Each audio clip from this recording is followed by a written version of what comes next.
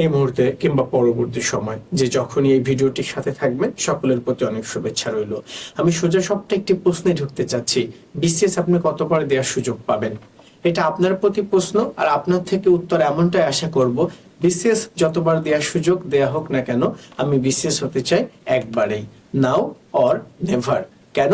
BCS এমন একটি দীর্ঘ মেয়াদী দৌড় প্রতিযোগিতা, যেখানে আপনি যত সময় নেবেন, যত ভাববেন, এটা আপনাকে আরো সময়ের দিকে ধাবিত করবে। সো আমি একবারে বিসিএস ক্যাডার হতে চাই, সেই মর্মে আমার এই অংশের আলোচনা।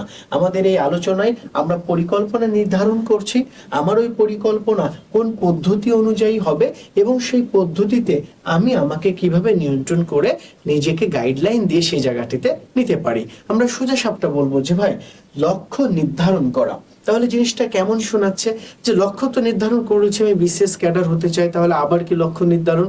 না, সেখানে ত্রুটি থাকছে। লক্ষ্য নির্ধারণ করেছেন আপনি ব্যাংক, প্রাইমারি, আদার্স কোনো জবে যাবেন না, আপনি বিসিএস ক্যাডার হবেন, কিন্তু এটাই লক্ষ্য নির্ধারণ নয়।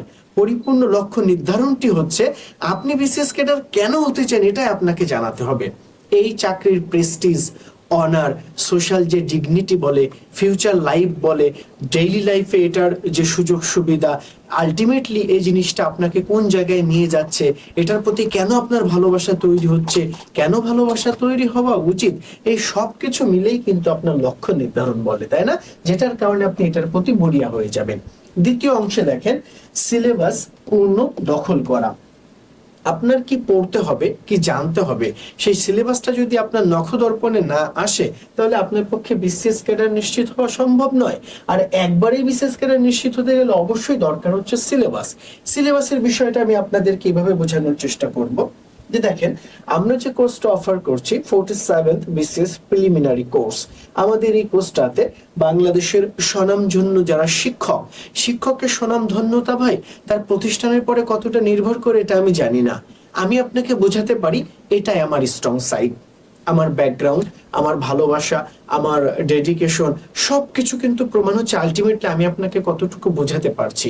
নলেজ ইম্পার্টিং এর ক্ষেত্রে আমার মুনশিয়ানা কতটুকু। তো বাংলাদেশে যারা বর্তমানে চাকরি প্রত্যাশী ব্যক্তিদের কাছে একটি আশা ভরসার উসিলা বা প্রতীক, সেই সকল ব্যক্তিদের সমন্বয়ে কিন্তু আমাদের এই কোর্সটি।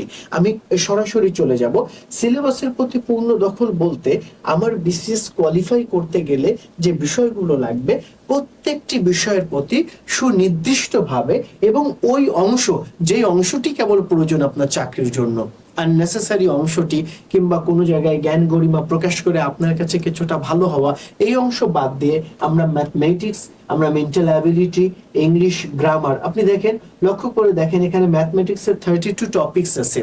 আপনি 32 টপিক্সের পরে সুন্দর করে জানার হয়ে গেলে দেখবেন এরপরে আর কোনো কিছু লাগছে না আপনার ক্যাডার হতে। এরপরে দেখেন মেন্টাল অ্যাবিলিটিতে 10 টপিক্স, ইংলিশ গ্রামারের উপরে সর্বোচ্চ 46 টপিক্স, ইংলিশ লিটারেচারের উপরে 8 topics, Bangladesh affairs 25, international affairs 21, Bangla সাহিত্য 17, বাংলা ব্যাকরণ 10, সায়েন্স, এভাবে আইসিটি পর্যন্ত সব বিষয় রেখেছে। এবং শুরুতে যে জিনিসটা আমি আপনাদেরকে বলি না ইচ্ছা করে, আমার এই কোর্সটি আপনাকে কতটুকু বেনিফিটেড করবে এই ডিসিশন আপনি নিতে পারেন ডেমো ক্লাস থেকে। এখানে ডেমো ক্লাস ওপেন আছে, ডেমো ক্লাসে ইন করে আপনি ক্লাসগুলো করুন, জানুন যে আসলে এই কোর্সটি আপনাকে কতটুকু উপকার দিবে। কেমন? তো এই যে বিষয়গুলো আমি আপনাদেরকে জানাবো, সিলেবাসের প্রতি যদি দখল না থাকে, সিলেবাসটাকে যদি সুন্দর করে আপনার সামনে উপস্থাপন না করা যায়, আপনার বিসিএস ক্যাডার হওয়াটা সহজ হবে না। সেই কাজটি আমরা করে ফেলেছি বা আপনারা করে থাকি। তৃতীয় যে পর্যায়টি ভাই, রিসোর্স নির্ধারণ। আপনি বিসিএস ক্যাডার হতে চাচ্ছেন, আপনার বাজারের প্রচলিত বই, কোন বইগুলোকে বেসিক হিসেবে ধরবেন, কোন নোটগুলো আপনি করবেন, অফলাইন বা হার্ড কপি কোনগুলো কালেকশন করবেন, অনলাইনের কোন রিসোর্সগুলো আপনার সান্নিধ্যে থাকা উচিত, আপনার স্টোরে থাকা উচিত, এই বিষয়ে একটি সুন্দর নির্দেশনাই পারে আপনাকে স্ট্রং করতে। যার কারণে আমরা রিসোর্স নির্ধারণ বলতে ওই সকল materials, books, soft copy, hard copy, এই বিষয়গুলোকে বলে থাকছি। তারপরে আমরা বলবো রুটিন তৈরি। প্রথমবারে বিসিএস ক্যাডার নিশ্চিত করতে গেলে আপনার রুটিন থাকতে হবে। আপনি কম পড়েন আর বেশি পড়েন সেটা নিয়মতান্ত্রিক হতে হবে। আপনি কোন বেলায় কোন সাবজেক্টে পড়ছেন, কোন বিষয়টাকে কিভাবে পড়ছেন, কোন বিষয়টা আগে বেসিক গড়ে নিয়ে এরপর অ্যাডভান্স লেভেলে পড়ছেন, আপনার পড়ার সময় কত, আপনি স্টুডেন্ট হলে আপনার একাডেমিক পড়া কতটুকু পড়বেন, আপনি বিসিএস কেন্দ্রিক পড়া কতটুকু পড়বেন, এই সুন্দর রুটিনটা আপনার থাকতে হবে এবং সেটা আমরা সাহায্য করব। তারপরের বিষয়টি হচ্ছে নোট তৈরি।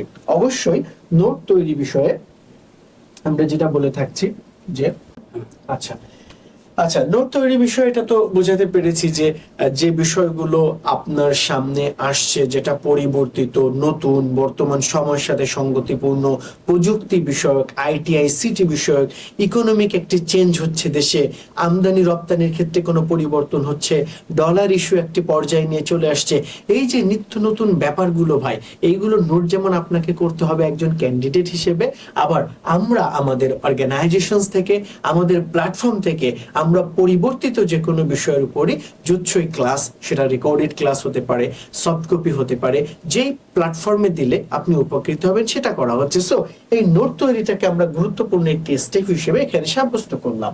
পরের বিষয়টাতে দেখেন বিগত বছরের প্রশ্ন বিশ্লেষণ। এটা আমরা কেন বলে থাকি, যিনি প্রশ্ন প্রণয়ন করছেন সেই ব্যক্তি হোক, সেই প্রতিষ্ঠান হোক, প্রশ্ন তৈরি করার ক্ষেত্রে পূর্ববর্তী প্রশ্নগুলো একটা স্টোর হাউস হিসেবে কাজ করে। আমরা সে অংশে ফিরে যাই, প্রিভিয়াস 10 বছরে কি কি প্রশ্ন দিয়েছি, কোন বিষয় থেকে কোন প্রশ্নটি চয়েস করেছি, এবার কোনটা করা উচিত। অর্থাৎ আমি যখন বিগত বছরের প্রশ্নগুলো বিশ্লেষণ করব, আমার প্রস্তুতির একটা অংশ সেখানে হয়ে যাবে এবং আমরা আমাদের ক্লাসগুলোর মাধ্যমে, বিভিন্ন রিডিং ম্যাটেরিয়ালসের মাধ্যমে প্রিভিয়াস কোশ্চেনগুলো কিভাবে সূক্ষ্মভাবে অ্যানালাইসিস করে তুলে ধরেছি। কেমন? তো এটা একটি গুরুত্বপূর্ণ অংশ প্রথমবারে বিসিএস হওয়ার ক্ষেত্রে। এরপরে বিষয় হচ্ছে সাম্প্রতিক বিষয়ে দৃষ্টি রাখা। আপনি চলমান যে বিষয়গুলো সম্পর্কে জানছেন, পড়ছেন, এর পাশাপাশি সাম্প্রতিক যে বিষয়গুলো আসছে, হ্যাঁ, হিস্টোরিক্যাল কোনো স্টেপ হচ্ছে বিশ্বে, কোন একটি গুরুত্বপূর্ণ নির্বাচন হচ্ছে, সেই নির্বাচন নিয়ে বিশ্বের কোনো পোলারাইজড হচ্ছে, কোনো দেশ কোনো ব্লকে ঢুকছে, কোনো দেশের সাথে কোনো দেশের বিবাদ বা যুদ্ধ বেঁধে যাচ্ছে, এই সাম্প্রতিক বিষয়গুলোর প্রতি নজর রাখতে হবে। একই ক্ষেত্রে বাংলাদেশের আর্থিক অঙ্গনে কোনো ইকোনমিক জোন হচ্ছে কিনা, কোন অঞ্চলে কোন দেশকে এই জোনটি করতে দিয়েছে, এটার কারণে কি পরিবর্তন হবে, Bangladesh roads and highways, infrastructural ব্যাপারগুলো, এই অবকাঠামো বিষয়গুলো কিভাবে দেশের ইকোনমিকে ভূমিকা রাখছে, মেজর প্রজেক্টগুলো কিভাবে হচ্ছে, এই সকল বিষয়গুলো আমাদের দৃষ্টি রাখতে হবে এবং এই দৃষ্টি রাখার ক্ষেত্রে আপনার চোখ হয়ে আমরা আমাদের প্ল্যাটফর্ম থেকে কাজ করি। ওকে, তারপরে বিষয়টি হচ্ছে সেলফ অ্যাসেসমেন্ট। এই আত্মবিশ্লেষণ বা নিজের অবস্থানটি দেখা বা জানা, এটা খুব গুরুত্বপূর্ণ। এই বিষয়গুলো সম্পর্কে আপনাকে যে পাঠ দেয়া হচ্ছে, সেই পাঠ দেওয়ার পরে আমরা যাচাই করব যে আপনি কতটুকু সেখান থেকে শিখতে পারছেন। আমরা বিভিন্ন প্ল্যাটফর্মে পরীক্ষার মাধ্যমে এটা আপনাকে জানিয়ে থাকবো। সেটা কিভাবে বলি? সরাসরি বলি যে ভাই, আমাদের রেকর্ডেড ক্লাসের সংখ্যা প্রায় 200-এরও অধিক। আমাদের প্রত্যেকটি লেসন এরপর একটি করে পরীক্ষা হচ্ছে, অনেকগুলো লেসন এক করে সমন্বিত পরীক্ষা হচ্ছে। আমরা মডেল টেস্টগুলো নিচ্ছি ওই স্ট্যান্ডার্ডে যে বর্তমান যদি পরীক্ষায় প্রশ্ন করা হতো, কোন প্রশ্নগুলোর আলোকেই প্রশ্নটি হতো, সেটা আমরা আমাদের জায়গা থেকে তৈরি করে আপনাদের সামনে দিচ্ছি। তো এই যে আত্মবিশ্লেষণ বা সেলফ অ্যাসেসমেন্টটা, এটা প্রথমবারে বিসিএস নিশ্চিত করার ক্ষেত্রে খুব গুরুত্বপূর্ণ। তারপর এটাতে যাচ্ছি ভাই, টাইম ম্যানেজমেন্ট। ইংলিশে একটি কথা আছে, টাইম ইজ মানি। আপনার সময়টাকে আপনি যদি সেভাবে রূপান্তর করতে পারেন, আপনার সময় আপনার অর্থ হিসেবে আবির্ভূত হবে। ঠিক তেমনি আপনি নিজেকে কতটুকু সম্পদ হিসেবে করতে চাচ্ছেন, সেটা নির্ধারণ করবে আপনি সময় ব্যবস্থাপনাটা কিভাবে করতে পারেন। আপনি এখন ছাত্র অবস্থায় পড়ছেন, আপনি সদ্য গ্রাজুয়েট হয়ে বিসিএস এর প্রস্তুতি নিচ্ছেন, কিংবা আপনি দ্বিতীয় বর্ষ শেষ করার পরে বিসিএস এর প্রস্তুতি নিচ্ছেন, এই সব জায়গাগুলো থেকে টাইম ম্যানেজমেন্ট একটা ম্যাটার। আমরা আমাদের প্রত্যেকটি রেকর্ডে বিভিন্ন পরিসরের যে ডিসকাশনগুলো হয়ে থাকে, ক্যারিয়ার বিষয়ক আড্ডাগুলো হয়ে থাকে, যে বিষয়গুলো সময়ের কেন্দ্রে কেন্দ্রে সময়ের পরিবর্তনে পরিবর্তনে আপনাদেরকে দেয়া হচ্ছে বা হবে, সেই জায়গাগুলোতে কিন্তু আমরা সময় ব্যবস্থাপনা নিয়ে অনেক সুন্দরভাবে বলে থাকি। আমরা এখানেও আশাহত করব না, টাইম ম্যানেজমেন্টটা আপনার একাডেমিক ক্যারিয়ার, আপনার জব ক্যারিয়ার, অর্থাৎ একাডেমিক পর্যায়টাকে আপনি কিভাবে নেবেন, জবের ওরিয়েন্টেড পড়াশোনাটা কিভাবে করবেন, এই ম্যানেজমেন্টটা আপনাকে করতে হবে এবং আমরা সাহায্য করব। তারপরে বিষয় হচ্ছে মানসিক দৃঢ়তা। আপনি বিসিএস ক্যাডার হতে চান, এই আত্মবিশ্বাস উপলব্ধি আপনার মাধ্যমে আনতে হবে। আপনাকে বলতে হবে আমাকে দিয়েই সম্ভব, আমি এই প্রেস্টিজিয়াস জব করতে চাই, আমার দৃষ্টিতে আমার সেরা অবস্থানই হচ্ছে একজন বিসিএস ক্যাডার, আমি রাষ্ট্রের সরাসরি সেবায় নিজেকে নিয়োজিত করতে চাই। এবং সেই দৃঢ়তা নিয়ে যখন আপনি পদচারণা শুরু করবেন, আপনার প্রতিটি পদক্ষেপই হবে যে আমি আগামীর বিসিএস ক্যাডারের দিকে এগিয়ে যাচ্ছি, এই সংকল্পটি আপনাকে করে দিবে। একটা ছোট্ট কথা বলি, জাপানে একটা ট্রিটমেন্ট প্রচলিত আছে। এই ট্রিটমেন্টের মূল থিওরি হচ্ছে একজন রোগগ্রস্ত ব্যক্তি তার মেন্টরের কাছে বা ডক্টরের কাছে যাবে, সেখানে যাওয়ার প্রথম কন্ডিশনই হচ্ছে আমি তার মাধ্যমে সুস্থ হব, তার কারণেই আমার উপকার হবে, এরকম একটি বিলিফ তৈরি করা। এরকম একটি বিলিভই ট্রিটমেন্টের প্রথম স্টেপ। ঠিক বিসিএসটাকে আমরা ওরকম মনে করি, আমার প্রথমবারে বিসিএস হবে এবং আমি বিসিএস ক্যাডার হব। ঠিক এই বিলিভটা যখন আপনি আপনার মধ্যে এস্টাবলিশ করছেন, আপনার জন্য এটা সহজ হয়ে যাচ্ছে। তো মোদ্দা কথা হচ্ছে, আমরা আমাদের এই কোর্সের মাধ্যমে আপনাকে বিসিএস প্রিলিমিনারি এবং চাকরি নিশ্চিত করা পর্যন্ত একটি সুন্দর জায়গায় অবনীত করব, নিয়ে যাব ইনশাআল্লাহ। তো আশা করি আমাদের এই পরামর্শ বা গাইডলাইন আপনার ভালো লেগেছে। বিসিএস এটা 4 বার দেওয়ার সুযোগ হয়েছে, আর কতবার হলে ভালো হতো বা কম হলে ভালো হতো সে বিতর্কে আমরা যাব না।